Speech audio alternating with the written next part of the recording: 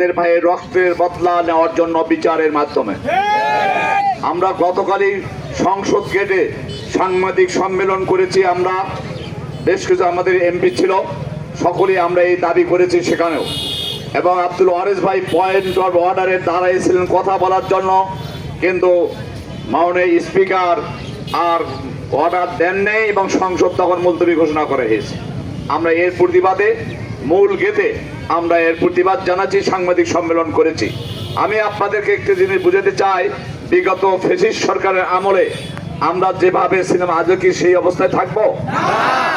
প্রশাসন, পুলিশ প্রশাসনকে বলতে চাই যে মামলা যেটা হবে আসামি ধরতে যেন 24 ঘন্টার বেশি সময় না লাগে। আপনার বিগত দিনে নাশকতার পরিকল্পনা করে আমাদেরকে ধরেছেন, কোথায় বাসের ঝাড় কোন জায়গায় লুকিয়ে থাকতাম সেখানেও ধরতে পেরেছেন, এগুলিও আপনারা ধরতে পারেন। আর আওয়ামী বাকশালের মতন ওই অফিসার সেজে আর এই জমিনে গাইবান্ধা জেলায় আপনাদের চলা যাবে না।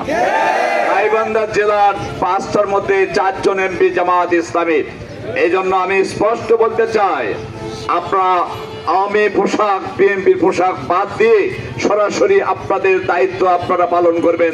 এতে কোনো বাধা থাকবে না, এতে কারো কিছু করার থাকবে না। আমাদের এক ভাই শহীদ হয়েছে, আরেক ভাই মৃত্যু সজ্জায় সে কাতরাচ্ছেন। আমি সকলকে একটি জিনিস বলতে চাই যে আমরা সংগঠনের আনুগত্য করে নিয়ম শৃঙ্খলা রক্ষা করে আন্দোলন সংগ্রাম চালিয়ে দেব ইনশাআল্লাহ। আর কথা নেই, জানাজায় যাব। জানাজার উদ্দেশ্যে আমরা 3 এমপি এসেছি, জেলা আমিরও এসেছেন, ওয়ারেস ভাইও এসেছেন। আমরা এই উদ্দেশ্যে আমির জামাত আমাদেরকে পাঠিয়ে দেওয়া হয়েছে, আমরা সকলেই জানাজায় যাব। সকলকে আবারও বলি, প্রশাসনকে আপনারা সত্যিকার ভাবে দেশের স্বার্থে, জনগণের স্বার্থে, গাইবান্ধা জেলার স্বার্থে, আপনাদের চাকুরির স্বার্থে নিরপেক্ষ ভূমিকা পালন করুন। আওয়ামী সরকারের ওই ফ্যাসিস্ট সরকারের আমলের মতন বিএনপিকে ফ্যাসিস্ট মনে করে আপনারা আপনাদের দায়িত্ব অবহেলা করবেন না। আর কথা নেই, সকলেই ভালো থাকুন। আমরা আমাদের এই ছোট ভাইয়ের জন্য দোয়া করি, আল্লাহ তাআলা তাকে যেন জান্নাত নসিব করে, তার পরিবারের যারা আছে তাদেরকে তৌফিক দান করে, আল্লাহুম্মা আমিন। আসসালামু আলাইকুম ওয়া রাহমাতুল্লাহ।